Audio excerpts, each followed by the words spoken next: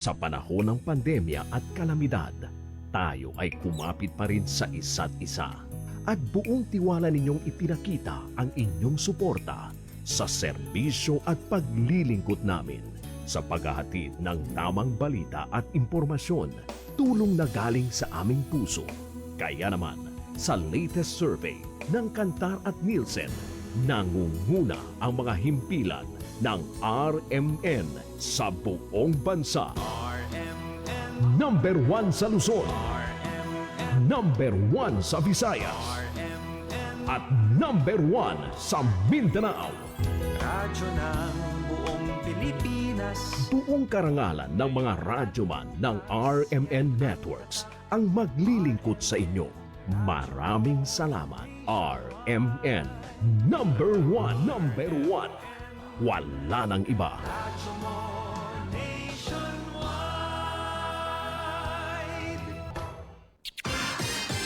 Ito ang DXMY.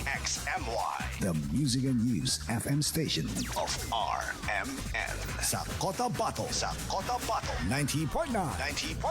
DXMY. Mga kasama, oras sa buong kapuluan in punto alas 6 ng umaga. Tatak RMN. Minsan, hindi mo alam kung ano ang pinag-uusapan, kung sino ang nagtatanong, at kung ano ang tanong. Ngayon, ang tenga't isipan ay buksan. Intindihin ang bawat issue dahil tayo ang apektado. Straight to the point. Ito ang balitaan at talakayan na tunay na diretsahan. Walang paligoy-ligoy, tagos, lubos, umaagos. Straight to the point. Mas malamang usapan, mas mabusising talakayan, komentaryong mas mauunawaan. Straight to the point. Tatak RMN. Radyo mo nationwide.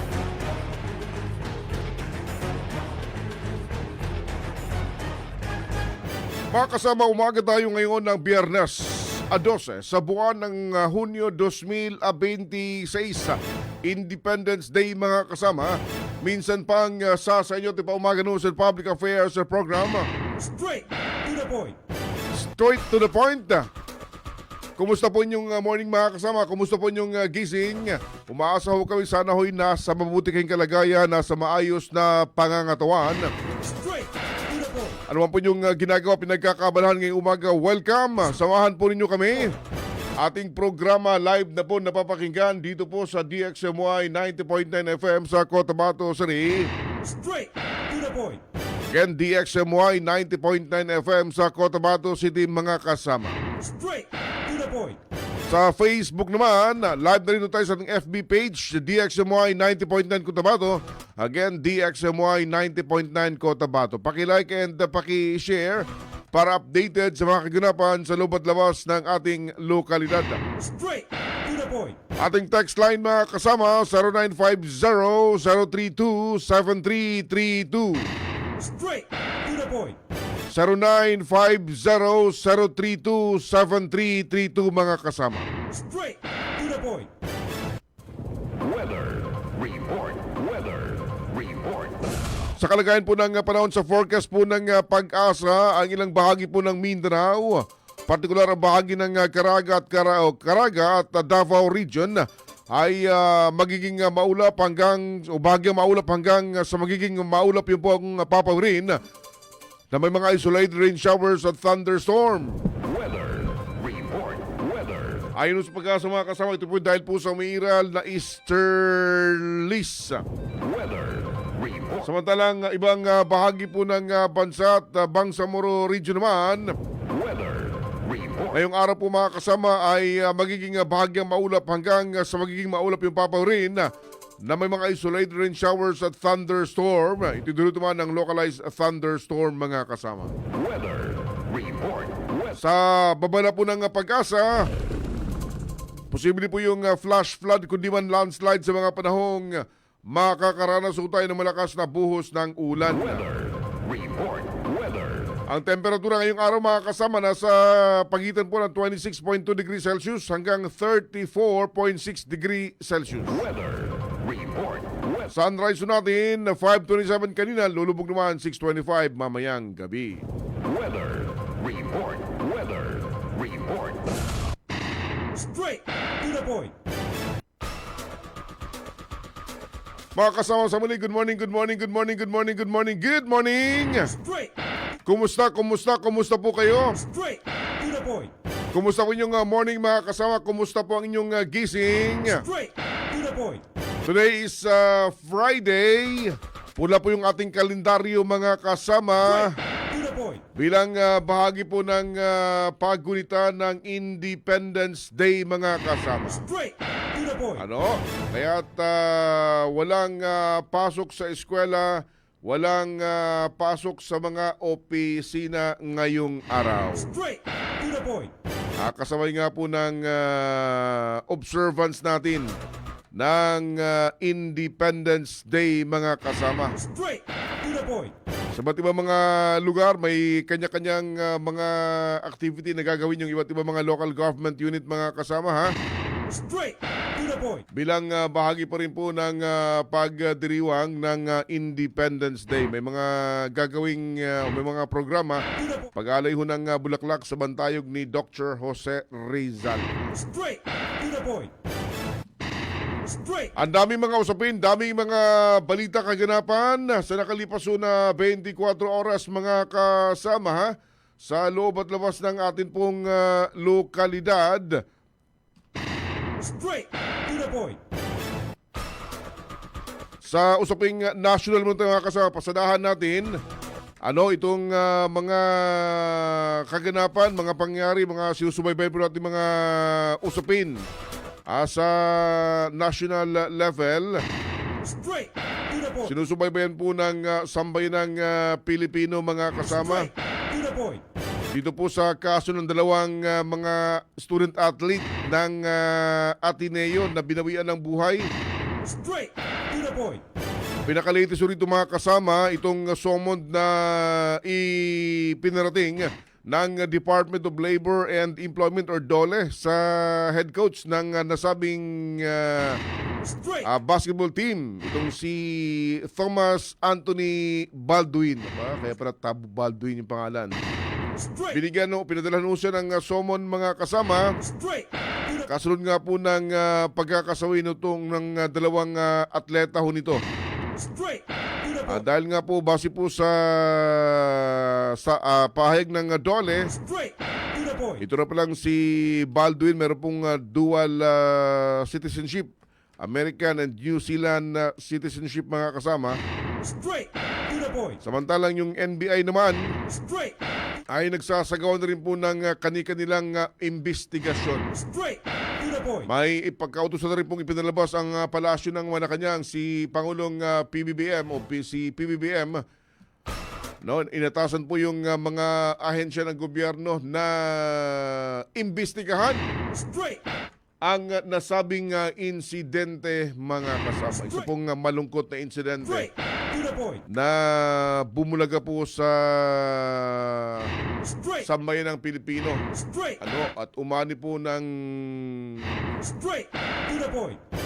pakikiramay sa pamilya ho ng mga nasawi Straight. and pakikiisa sa panawagan ng hustisya at katotohanan sa nangyaring insidente mga kasama. Doon may mga nilabas na mga information, Straight. magiging bahagi po yan ng gagawing investigasyon ng atin pong mga kinauukulan mga kasama. Straight.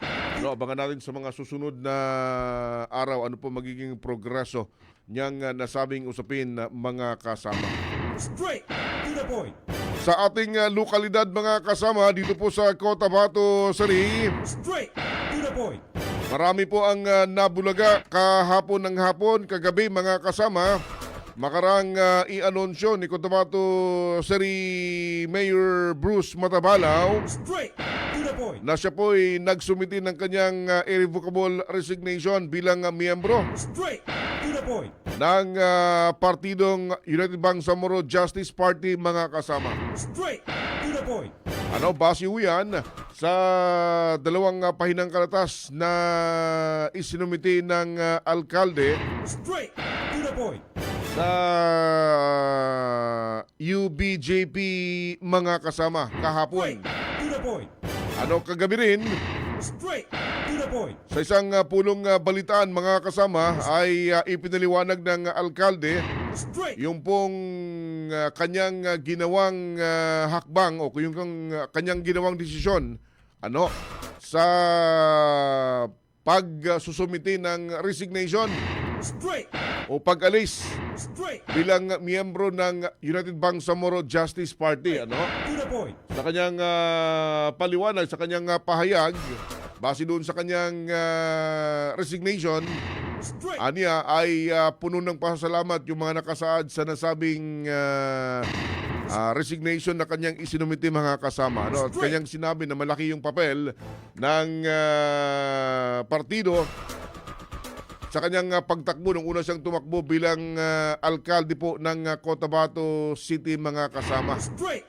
To the point. Naka 2-term na ho ang alkalde bilang miyembro ng nasabing partido.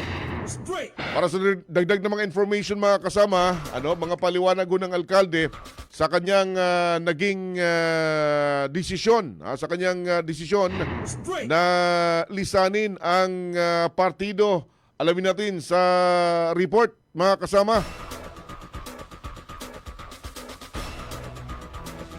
Sa follow-up report mula kay Radyo Man Jul Di Mapalaw. Tatak RMN. Follow-up report. Formal nang nagbitiw si Cotabato City Mayor Bruce Matabalaw bilang miyembro ng United Bangsamoro Justice Party o UBJP matapos niyang isumiti ang kanyang resignation paper.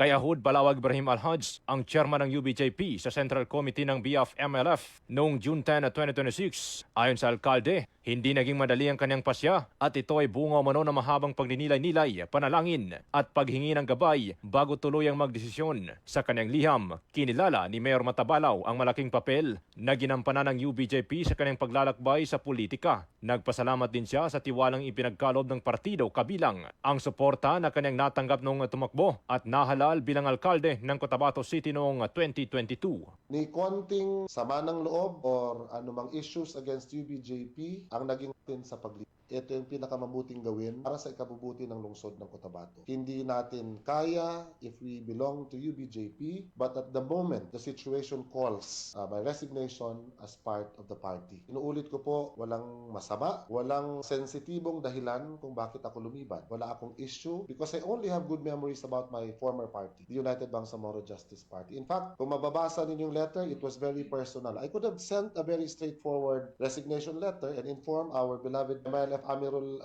Mujahideen, Bangsamoro Amirul Mujahideen and MLF Chairman and the party president, I submit my irrevocable resignation. Pero kung mapapansin niyo yung sulat, punong-puno ng pasasalamat. Bagamat hindi na siya bahagi ng partido, iginit ni Mayor Matabalaw na nananatili ang kanyang pagtanaw ng utang na loob sa UBJP at sa mga kasapi maging sa mga taga-suporta at katuwang niya sa serbisyo publiko. Anya, hindi mababago ng kanyang pagbibitiw ang pagpapahalaga at pasasalamat niya sa mga taong naniwala sa kanyang kakayahan at liderato bilang alkalde ng Cotabato City. I respect their opinion. Maging negative man ito o positive against me, pero yung pagdating sa utang na loob, patingin ko ang pinakamalaking bayad sa utang na loob na sinasabi nila sa United Bangsamoro Justice Party ay gawin ko ng mahusay yung aking trabaho bilang mayor. Sa tingin ko sa bagay na yan, wala akong pagkukulang. Dahil hindi ko alam kung anong utang na loob, anong sukli doon sa utang na loob na sinasabi nila ang dapat ko pang ibigay liban sa isang serbisyo na sa tingin ko ay reflection ng isang mabuting partido at ng leadership na tunay na magsisilbi para sa lahat.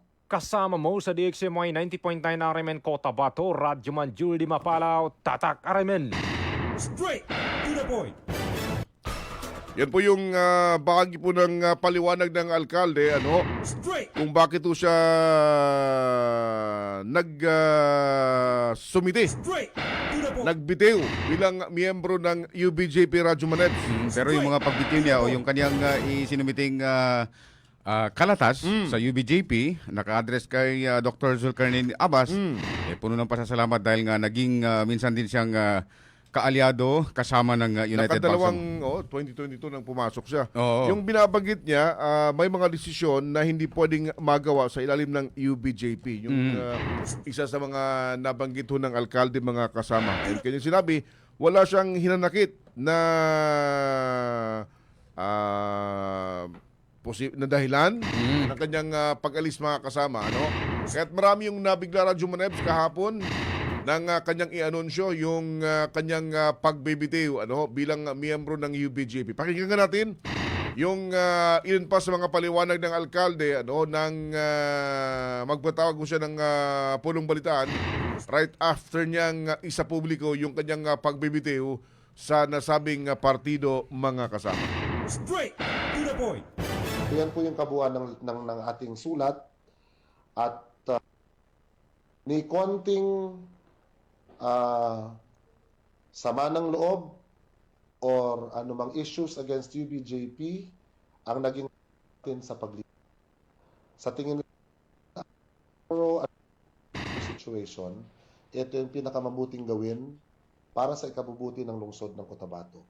It's that we are able, hindi natin kaya if we belong to UBJP, but at the moment, the situation calls for my resignation as part of the party. Doon sa mo kanina, Sam, kung ano yung dahilan, inuulit ko po, walang masama, walang sensitibong dahilan kung bakit ako lumiban. Wala akong issue because I only have good memories about my former party, the United Bangsamoro Justice Party. In fact, kung mababasa ninyong letter, it was very personal. I could have sent a very straightforward resignation letter and inform our beloved MILF Amirul Mujahideen, Bangsamoro Amirul Mujahideen and MILF Chairman and the party president na I submit my irrevocable resignation. Pero kung mapapansin niyo yung sulat, punong-puno ng pasasalamat, punong-puno ng pagmamahal at pagtanaw ng utang na loob sa UBJP dahil kung wala naman talagang UBJP, hindi ako mabibigyan ng pagkakataon na maging mayor ng lungsod ng Cotabato. Mayroon bang Straight to the point.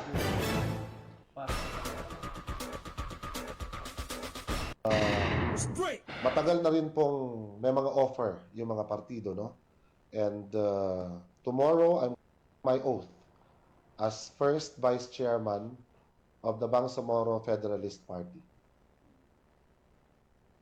Mayor, Straight to the point. Straight to the point.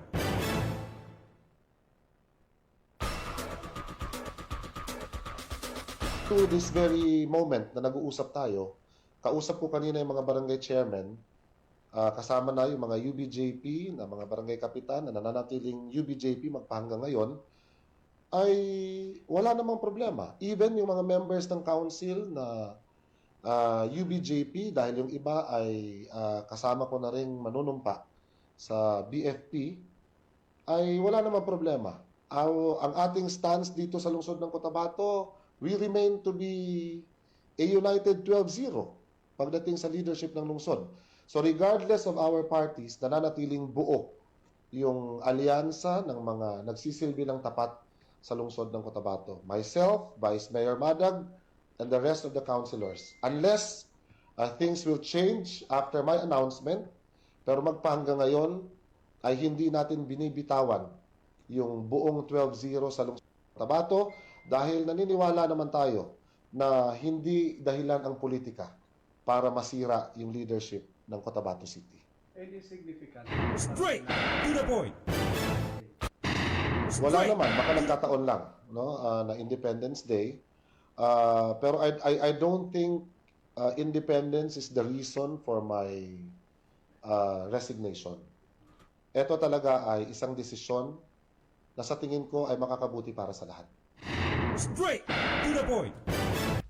Yun mga kasama, bahagi pa rin po ng dagdag na paliwanag ng alkalde sa kanyang pagbibitiw Radyo Manebs bilang miyembro ng UBJP. At kasabay ng kanyang resignation nga mga kasama, ngayong araw binabanggit umano'y nakatakda yung kanyang panunumpa bilang first vice chairman ng Bangsamoro Federalist Party. Straight BFP. Yun BFP. yung mga development to the point. sa mundo ng Politika. politika. Kaya nga ngayon, pagka naririnig ko ang politika, parang gusto kong pumunta sa pinakatuktok ng bundok, manager. Bakit? Gusto kong sumigaw nang ako lang makakarinig.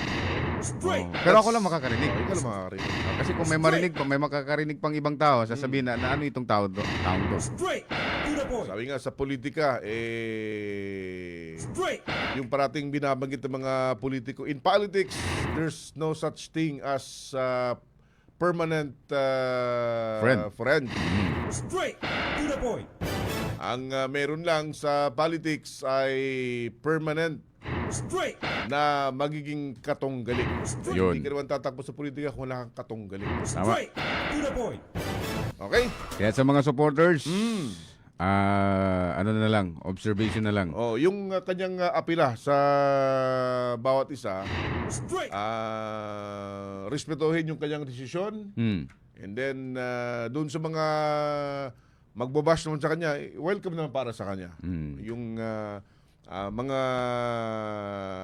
negative reactions, Straight. doon sa mga nagpaabot ng positive reactions, of course, sa paling niya, nagpapasalamat siya. Straight. Wala naman din kasi tayo magagawa mga No. kasama sa bawat individual sa kanilang mga desisyon. Desisyon kasi nila yan eh. Kanya-kanya silang mga Sila desisyon. yung tumatahak sa kanila pong landas, kaya kung ano man yung magiging kainat na ng kanila pong tinahak na landas, nasa kanila Nasa yon. kanila yun. Kasi nga yan yung sinasabi nilang before and after, pinag-iisipan na nila, nagdesisyon na sila, may mga mga akbang desisyon na ito yung parang tama para sa kanila. Sabi niya nga, doon sa kanyang liham, ito yung pinakamahirap na desisyon na kanyang ginawa o na liham na kanyang ginawa. Straight. And bago siya nagdesisyon, dinala niya ito. Alam naman natin, karating niya lang sa Kaling Hajj. Hajj, di ba? Kabilang ito sa kanyang ipinalangin na mabigyan siya ng malinaw na magiging desisyon mga kasama. Straight. ayos To the ah. point. Okay? Sige.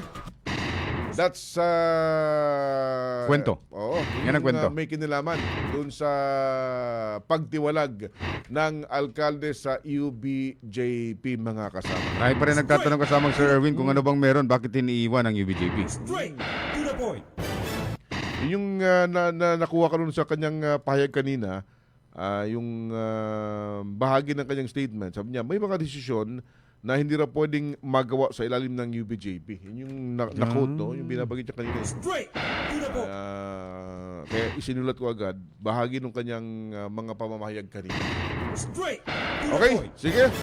Oras natin mga kasama sa buong kapuluan. Alas 6:23 ng umaga, happy holiday pa rin araw ng kalayaan, pero para sa akin, kailangan ko pa bang i-celebrate ang kalayaan? Parang hindi man tayo umaabante. Straight. To the point. Mamaya nga pala sa downtown area mga kasama ha, may traffic rerouting na gagawin po ang ating mga traffic enforcers. Ay, oo. Straight. To the point. Dahil yung activity, mamayang hapon pa gagawin. Anong oras? Alas 2? Alas 2 hanggang alas 8 ng gabi. Gabi? Mahaba pala. Matagal-tagal. Dahil ngayong araw din po pala, yung pagsisimula na ng week-long activity para po sa araw ng Cotabato Celebration. Straight. To the point. So arangkada ngayon yung iba't ibang mga programa mga kasama ha. Kasabay po ng pagdiriwang, Straight. To the pag-commemorate, pagdiriwang na rin ng Independence Day dito po sa Cotabato. Straight. Abagyo. Closure? Straight. Paki-stop daw kaya. Papos mo na kasama Rick. Para makita natin sa banda dito ng mga lugar. Yan. Ito yun mga kasama, yung pong mga isasarado mamaya ang Japal Gianni Street, To the point. Don Rufino Alonso Street, lahat to ng mga vehicle. Saan yung Dondorfino? Sa may Jose Lim Street, magalaw-galaw eh. Pa-forward din sa amin na kasamang Rick. Magalaw. Muslim. Okay. Straight. To the point.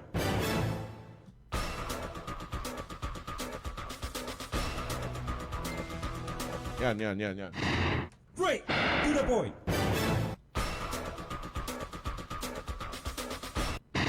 Straight. To the point. Papasa sa amin, Garrick.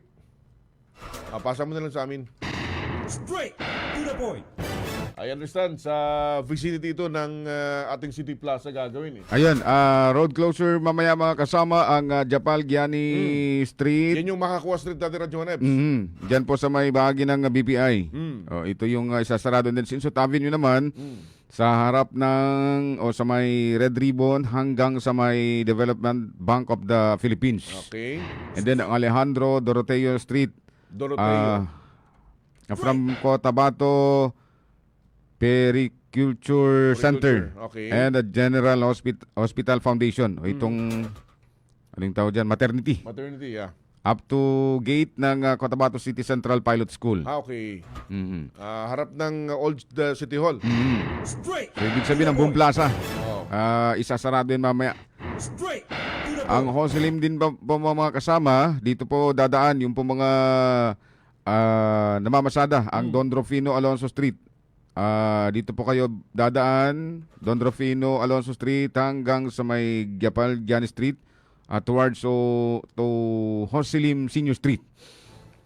Dito dadaan yung mga sasakyan mamaya and then sa bahagi na ng SK Pendaton. Straight. To the point. So parang ano mangyari dito kasamang Sir Erwin iikot lang yan sila galing ng parang road at going na sa Hosilim and then iikot naman lalabas na yan dyan sila banda sa may Old City Arcade Old Market. Dyan sila ba dadaan? Straight. To the point. Sige, basta importante alam mo ninyo, may road closure mamaya simula alas 2 ng hapon. Anyway, may mga enforcers naman tayo na gagabay ho sa inyo. Saan ho kayo dadaan, saan ho kayo lalabas mga kasama. No, pag pupunta ho kayo ng downtown area, specifically yung direksyon going ho sa atin hong City Plaza mga kasama. Kung wala naman din kayong pupunta na importante, bahay na lang. Straight. Manood na lang ng mga movies. O di kayo naman mag-TikTok.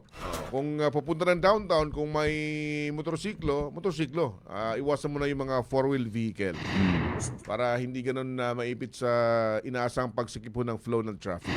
Okay? To the point. Oras natin mga kasama. 6:27. Sa ating pagbabalik, may ng konti, pag-uusapan natin itong concern, may kinalaman ho sa Cotabato City State University. Dahil marami yung nagparating ng kanilang concern mga kasama, may kinalaman dito ho sa sistemang ipinapatupad. Yung sistema na ipinapatupad, may kinalaman ho sa Qualifying examination qualifying entrance examination actually, Radyo Manebs. Entrance examination and yung ceiling score na makukuha ng isang kukuha ng entrance examination para makapag-aral sa nasabing institusyon mga kasama. Yun yung binabanggit nila qualifying screening examination. ESTA 9. ESTA 9. Oh, first time ko narinig yung ESTA 9. Kaya nga 1 to 9. Yun Kaya yung para tinawag na ESTA 9 kasi 1 to 9 nga yung grade o kaya naman average na titingnan. Yung 9 as the highest, 1 is the lowest. Straight. So, sa ganung sistema, nakasa doon kung ano yung ceiling, dapat ano yung level na ituturing na passing grade, Radyo Manay. Maraming ano yung score o score na makuha mo para makapasok at makapag-aral sa CSU. Maraming nalulungkot. Marami, oo. Kahapon maraming lumapit sa atin. Oo. Ang sabi nila baka meron kayong makayas. Ang sabi naman namin, ang kaya namin interview. Interview lang. Hanggang interview lang tayo, may paliwanag na pamuno ng CSU. Straight. Ano itong sistema and yung concern kasi ay nilabas dahil marami nakakuha ng yung term is naka Tres lang sila. 9-3. Tres lang yung score. Straight. To the So bakit daw hindi pinahintulutang makapasok, makapagpa-enroll sa nasabing institusyon? Kaya't yung ilan po sa mga binabanggit napagkakaitan yung po mga mahirap na mga estudyanteng nais mag-aral, na hindi kayang mag-aral sa mga private institution, Radyo Manebs, na mabigyan ng pagkakataon mag-aral sa isang pampublikong institusyon, partikular itong CSU. straight. To the point. Yan, pag-uusapan natin yung mga kasama sa ating pagbabalik. And makakasama ho natin ang presidente ho ng CSU para may paliwanag itong bagay na ito mga kasama. Okay? Sige, oras natin. 6:30 na po ng umaga. RMN. Sira ang ngipin ng pamilya, ngayon pa lang. Unique toothpaste for brushing every after kumain. Dahil ang unique toothpaste may Max Protect formula. Ngipin ay Max Alaga, Max Protektado pa.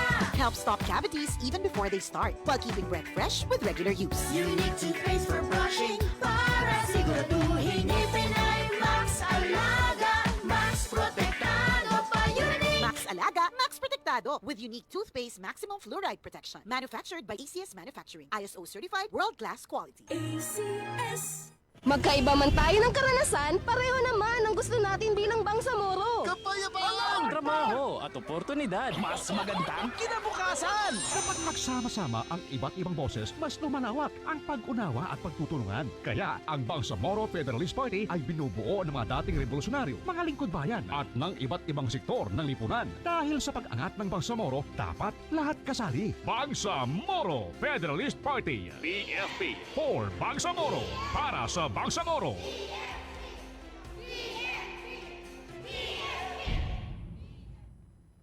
Ako'y nabugahat ko. Naapad siya'y kauban nga pamaol, labat sa ulo o hilanat. It's me, your Auntie Melay. Discarding bisdak na ko, ana. Mas paspas, banat sa upat! Faster versus paracetamol in as fast as 30 minutes. Unilab quality yan. Paracetamol caffeine is the generic name of Rexidol Forte. If symptoms persist, consult your doctor. Happy Fiesta! Kinahanglan, extra ang handa. Kaso, fiesta po ng akong body pain. Naana mga bisita, kajud lang. Maglangay-langay pagod ka na ay extra nga panlaban ana. Ang nailhan ni mong Alaksan, extra maayo na. New Alaksan Extra. Wow, mas maayo pa? Jud, gipa extra paspas. Up to 3 times faster versus Alaksan FR. Noy, dugan ko ayong bisita. Naa pa ba'y extra? Naa, bisag pang Sharon pa. Nailitsyon, humba adobo kaldereta. Extra maayo. Aron extra pud ka. New Alaksan Extra. Unilab quality yan. Paracetamol ibuprofen is the generic name of Alaksan Extra. If symptoms persist, consult your doctor. Ang kilala mong Alaksan, extra galing na. Up to 3 times faster versus Alaksan FR. New Alaksan Extra. Halalang Bangsamoro. Assalamualaikum Almira. Informed ka na ba sa amendments ng Bangsamoro Electoral Code o BAA 35? Alaikumissalam. Anong amendments yan? Maraming amendments o mga nabago sa BAA 35. Ito ay ang BAA 88 o ang amendments to the Bangsamoro Electoral Code. Isa na rito ang percentage threshold o porsyentong dapat malikom ng isang partido para makasecure ng seat sa parliament. Sa BAA 35, ang threshold ay 4%. Sa BAA 88, ito ay 2.5% na. Ibig sabihin, 2.5% na lamang ang kailangang makuha ng isang RPPP o partido para makasecure ng isang seat. Kaya sa kauna-unahang eleksyon, piliin natin kung anong partido ang mas may malasakit sa Bangsamoro. Halalang Bangsamoro. This infomercial is brought to you by the Bangsamoro Information Office.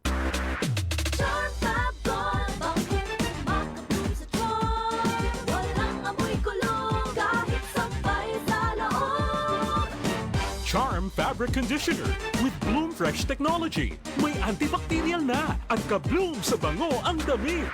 Charm Fab Gold, bangkit, makabloom sa charm. Walang amoy kulong, kahit sampay sa loob. Bangong makabloom sa charm. Charm Fabric Conditioner. Manufactured by ACS Manufacturing Corporation. ISO certified. World-class quality. ACS. mo nationwide. Oras mga kasama sa Buong Kapalawan, tatak alas 6:34 na ho ng magandang umaga. RMN. Ito muna mga kasama, mga mommies, narito na ang Lampin Pants Diaper, Mega Dry, Day or Night, at kahit ito tumagal hanggang 12 oras. Hygienic Safe at baby skin friendly dahil 100% cotton. Lampin Pants Diaper, mega sulit ang presyo, mega kalidad sa produkto. Available sa lahat ng Mercury Drug Stores at sa mga leading supermarkets and drugstores nationwide. Straight. Tuloy tayo mga kasama. Magandang morning muna kina Sara Sakandal. Morning. Binabati ko po yung mga kapatid ko at mga anak ko ng Mapia Mapita. Salamat. Mapita. Straight. Manisan Jezabel, shoutout din. Ate mo, magandang umaga po sa inyo dyan. Kay Honito Cameros, Bapajing po ng Torres. Sultan Kudarat. Good morning. Si Merly Transporte, good morning. Awesome job. Si Jenicel Thomas Kalumpang. Good morning. Good morning, watching from Madina. Shoutout sa family ko dyan, Kalumpang and Thomas family sa Barangay Badak, Diwas. Maguindanao. Nagbakwit dahil sa lindol. Coastal Area. Barangay. Oh. Si Ana Dato Kaka, good morning din ng Poblacion Mother Barangay Cotabato City. Shout out daw sa buong family niya sa Glan and Uy, Sarangani. kumusta kayo mga kamag-anak mo doon, ma'am? May umukol sa Timbangwaya, good morning din. Si Merly Transporte, good morning. Morning. Si Lims Sali Kamalang, good morning. And belated happy birthday nga pala. Kanino? Kahapon sa hepe ng SKMPS. Uy! Kay Police Lieutenant Colonel Ismail Madin. Happy birthday, sir. Magandang lalaki ho kayo. Pang 22... 21. 21. Pang 21 birthday na hindi mga kasama. Oo. So binata pa. Binata. Baka marinig ni Madam. Nagdibo, kadidibo yun ng kahapon. Kahapon. Huwag mo sabihin binata. Nagdibo lang pala. Nagdibo lang kahapon. Happy birthday, sir. Sige, tuloy tayo mga kasama. Balikan natin yung ating iniwang paksa kanina Radyo Manebs. Yung concern may kinalaman ho sa CSU na ipinarating ng ating kababayan dahil marami ho ang hindi magawang makatuloy para sa next level ng pagproseso ng mga kinakailangan para makapag-aral sa CSU. Ito'y makarang hindi po pumasa doon ho sa ESTA 9. Ito yung proseso ng pagkuha ng average ng isang mag-aaral na kumuha po ng entrance examination sa kanilang institusyon. Base po kay Dr. Sema Dilna Alhaj, yung ESTA 9, ito yung proseso na ginagawa nila before para Jumaneb. Dito, binabanggit niya yung 9 is the highest, 1 is the lowest. Yung concern kasi, pinarating, maraming inahakuan ng nasa 3. ESTA 9, 3 yung binabanggit nila. 3 points. Ang hindi na nakausad at in short, hindi na makakapasok at makakapag-aral sa CSU. Nagugat kasi itong mga kasama doon po sa sinasabing accessible ba sa lahat. Yung pong higher education, kung ang mga mahirap na estudyante hindi man lang makakuha ng kinakailangang stand-in score na wala na akong binabanggit na natitirang option. At yung opportunity sa mga mahihirap na makapag-aral na hindi kayang matustusan yung pag-aaral sa mga private colleges sa Radyo Manay. Kaya't pipiliin na mag-aral ho sa CSU. At ipinarating pa mga kasama ang yung concern na meron po bang mga bridging program, development program, provisionary admission o anumang alternatibong landas para sa mga estudyante. Para hindi mapagkaitan yung mga mag-aaral na makapag-aral. Dahil sino mang magulang Radyo Manebs, sino mang estudyante, talagang kung may paraang pwedeng magawa, makapag-aral lang yung anak o yung estudyante gagawin.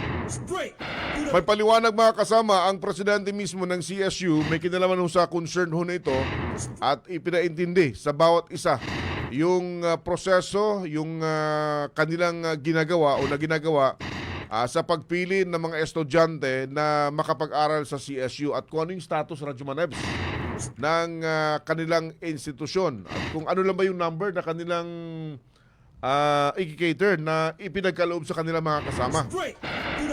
Pakinggan po natin yung panayam ng DXMY kay CSU President, first University President ng CSU, Dr. Sema Delna Alhaj, mga kasama. Speaking of that of ESTA 9 as our instrument in the conduct of admission test, ESTA 9 is taken from the psychometric test. Yan, no? Basically, neuro natin, academic, skill, aptitude, andiyan na po siya. So, in a span of 1 to 9, kaya tinatawag na ESTA 9, up to 9. So, the highest is 9. And that is taken from the percentage, and then the lowest is 1. Actually, there is no such thing na pass or failed in the ESTA 9. But we have our specific admission requirements of a particular course in our university. For instance, Bachelor of Science in Engineering, the required STA9 score result must be at least 4. 4. So 4 at least. Pwedeng above, hindi pwedeng below.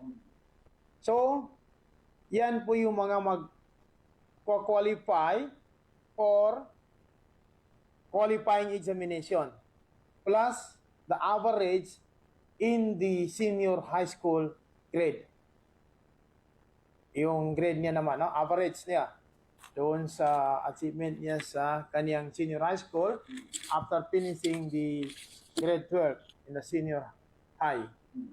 So, hindi nangangahulugan na pag pasado ka na sa or nakakuha ka ng 3, 4 in the STA9 admission test result, automatically you will be admitted.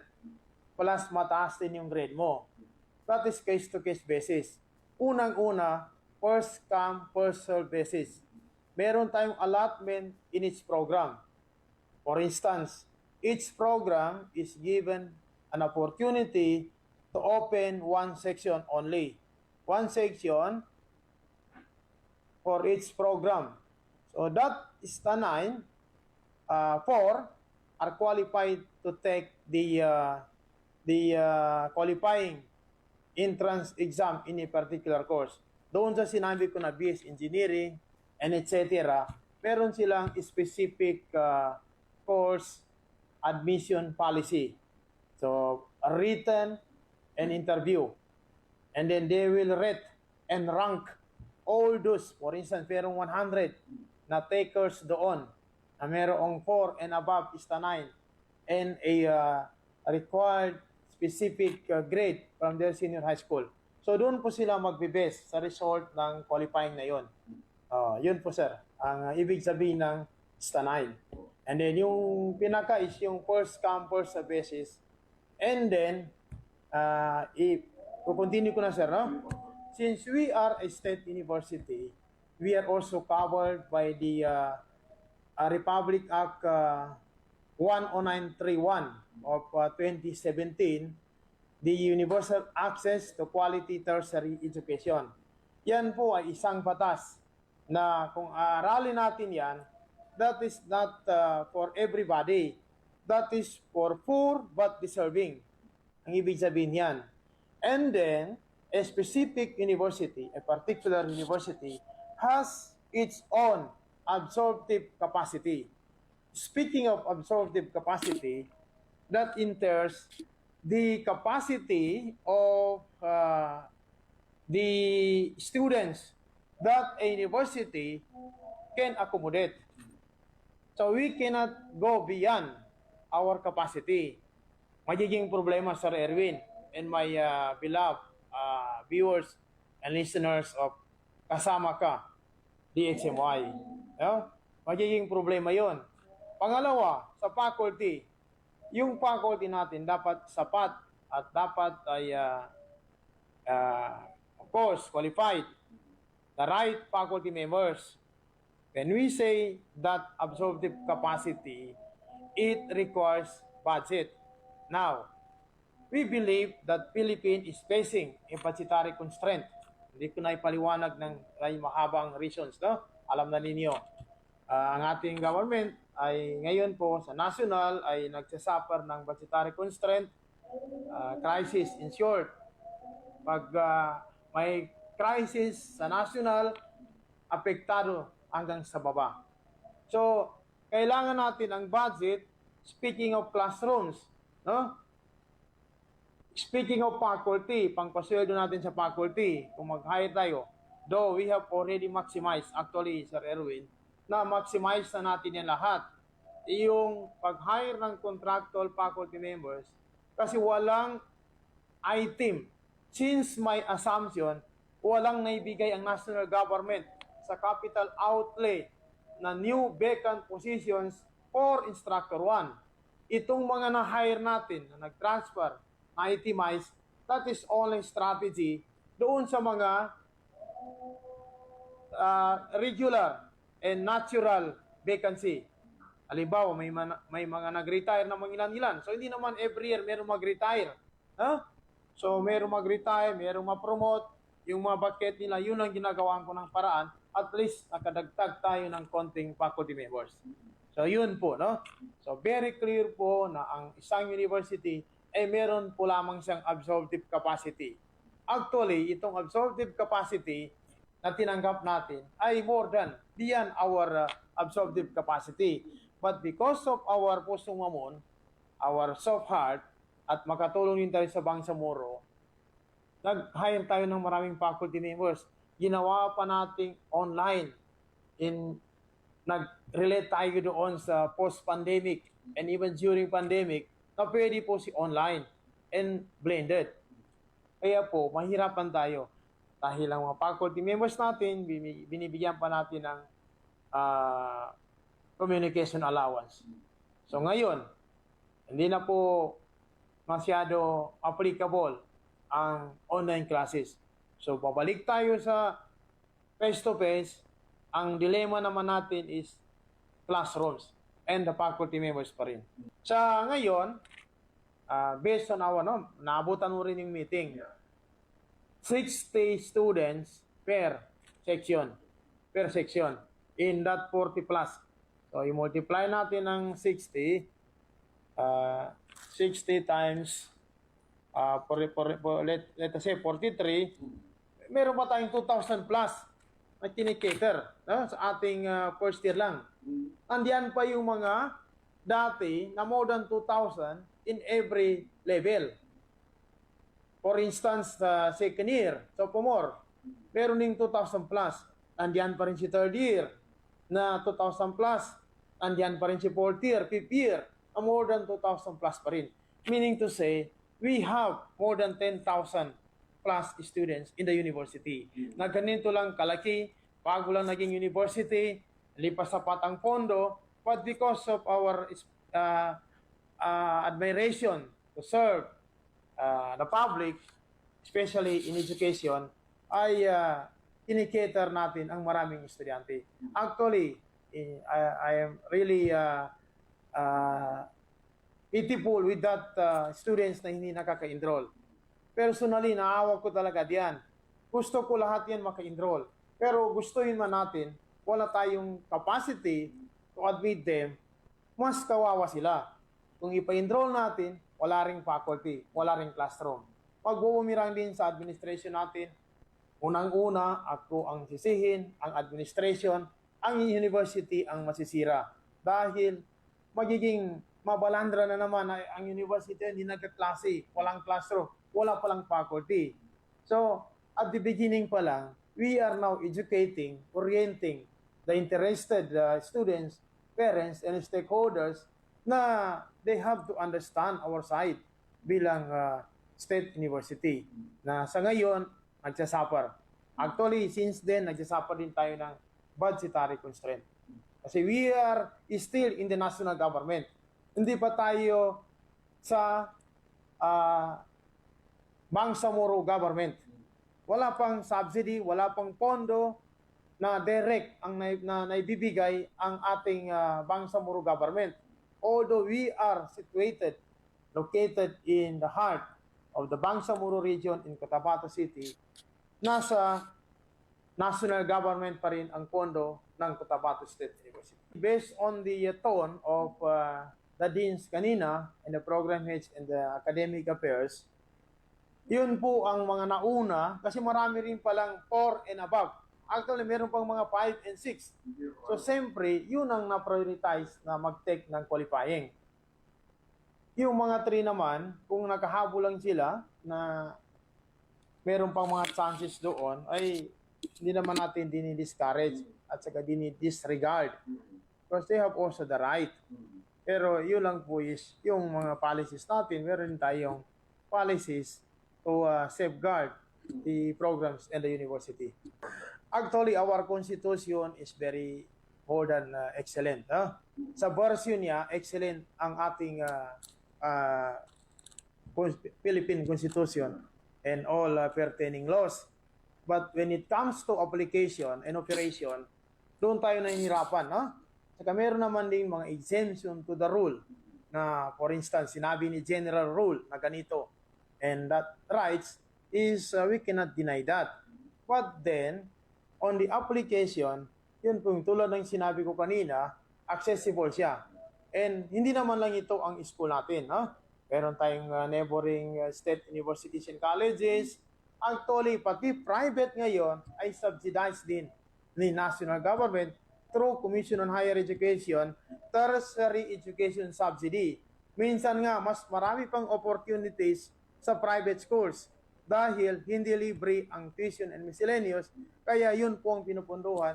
May mga stipend pa, allowances, boarding houses, book allowances pag nasa private. No? So, we are also encouraging the interested students na hindi natin makater, much to our desire that they can also try in the private schools dahil nandiyan din sila the same standards.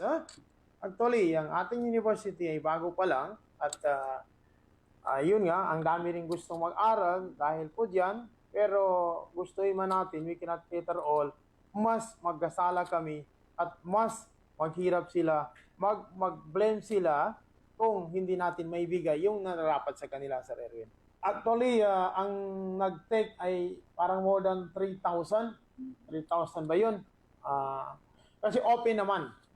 Ang admission ay open yan in order to give way for a certain enrollee, maway niya, may chance pa rin siya.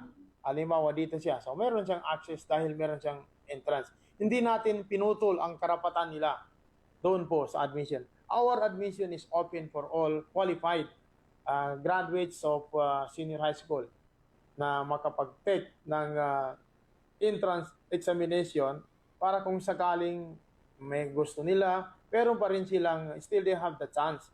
Kasi diyan sa taking of admission, I believe, since then, na hindi ibig sabihin, ang mga bata na yan, ang dami nilang schools na detect ng admission test. No? Pumipili sila, pati parents nila. So yun po, gi-open na lang natin, but it doesn't mean that when you take that admission test, you are automatically be admitted to a university. Pero Radyo mo nationwide. Yung paliwanag Radyo Manebs. Malinaw. Ng presidente ng CSU. Gugustuhin man nila, pero kinakailangan pa rin ipatupad kung ano man yung rules dyan sa Cotabato State University. Marami mga consideration Radyo Manebs. Sabi niya, gustuhin ko man, pero talagang hindi pwede. Hindi nakakayan. Una, yung limited number ng mga guro. Ikalawa, classroom. Saan sila pwedeng mag-aral? Saan sila papasok na classroom? Sino magtuturo sa kanila? Dahil yung allotment lang na ipinagkaloob sa kanila, each program ay isang section. Okay? Each program. Meron silang 43 programs sa mga kasama. Yung program, yun yung mga courses. 43. Then each program ay isang section. Then bawat section ay pinahintulutan lamang ng 60 students. So nag-compute nga si President, each level sa first year lang nasa mahigit 2,000. Yun yung kinikater nila. Idagdag mo pa yung second year, mahigit 2,000 rin. Meron silang hanggang 5th year. So mahigit 10,000 yung estudyante kabuuan sa CSU. Yun yung dami nila. And sinasabi niya, dito sa CSU, libre lahat.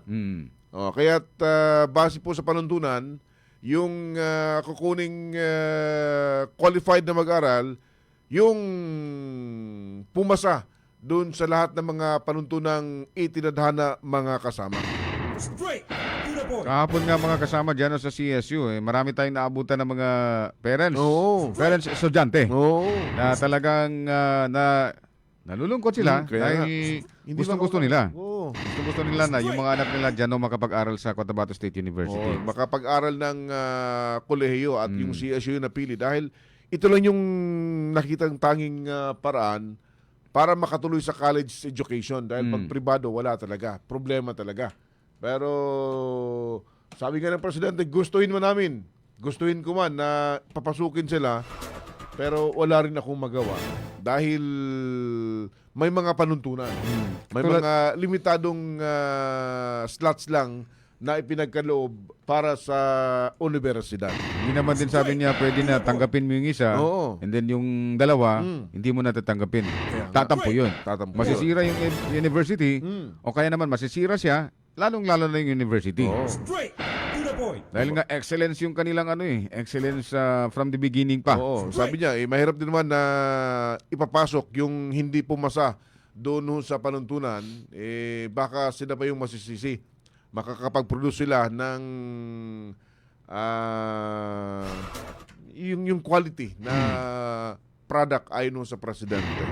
Ano kaya ganun pa man, humihingi po siya ng paumanhin sa mga magulang, mga estudyante na hindi ho na-cater. Pero may binabagit siya isang programa na kanilang ipinupush ngayon Radyo Manebs. Ito yung nakikita niyang magiging katugunan. Para mga satellite. Oo. Sa problema, para mabawasan na dito lang sa CSU yung puntahan. Ito yung pagtatayo ng mga satellite schools. Extension. Extension. CSU Extension School sa Erenon Town. Pwede. May binabagit siya sa UPI. Pwede.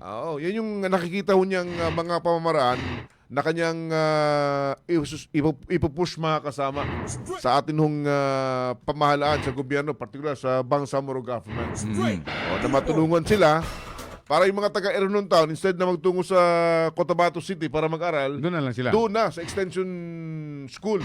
And then yung mga taga-UP naman, hindi na sila bababa dito dahil dyan na Meron malapit na sila. kanila. Hindi na nila kailangan pa mag-boarding house. Correct, oo. Kung ano pa man yung mga magiging gastusin nila, hindi na. Yun yung hopefully maging mamaterialize yan mga kasama para mas maraming mga pagkakataon. Maraming mga estudyante yung makapag-aral taga Radyo Manebs. Sana sa mga mambabatas natin, mga leaders from natin, higher man or dito sa local, matingnan ito. masuportahan ito, Masuportahan. maisulong na magkaroon nga ng mga extension schools itong CSU na ito. Sa lahat ng mga provinces man, municipality sa ating rehiyon. Yes, dahil kahit sabihin mo natin education is for all, pero may mga panuntunan na sabi nga hindi magme-merit yung ating pagnanais na makapag-aral mga kasama. Okay? Sa mga estudyante naman na hindi po pinalad na makapasa sa qualifying examination, huwag mo kayo mawalan ng pag-asa. Meron pa man ang next year. Pwede. Ano yung sabi mo, sir? Mas maganda, mag-test na lang muna tayo. Mag-test After na 6 muna. months, Oo. magtrabaho mo na. Pagkatapos ng 6 months naman, and then, ayun, Aral. aral. Try naman ng entrance exam, baka pala rin. Ganun lang yun. Ang sabi nga, Huwag nating putulin yung pag-asa na hindi nakapasok, hindi pumasa. Wala na. wala Hindi nang pag-asa. Maraming mga pwedeng gawin para makapagpatuloy sa pag-aaral. Yung iba nga, parang ayaw ng kahit na nag-aapo na, may mga apo na, aral pa rin ng aral. Correct. Yan yung sinasabing, ang pag-aaral, walang dahilan para maputol. Walang pinipiling edad. Walang pinipiling edad. Kung hindi ka pinalad ngayon, try next time. Baka yung swerte mo o yung chance mo next year. Mas maganda nga na bago ka makaka-step ng college, marami ka na experience. Marami ka na mga experience dahil madadala mo rin yun, magiging ano mo na rin yun siya. Magiging Bala mo na.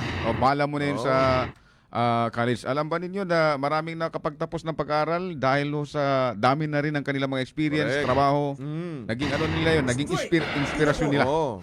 Na gusto ko, nasubukan ko na ito. Nasubukan kong bago mag-aral, kinakailangan ko munang mag-araro.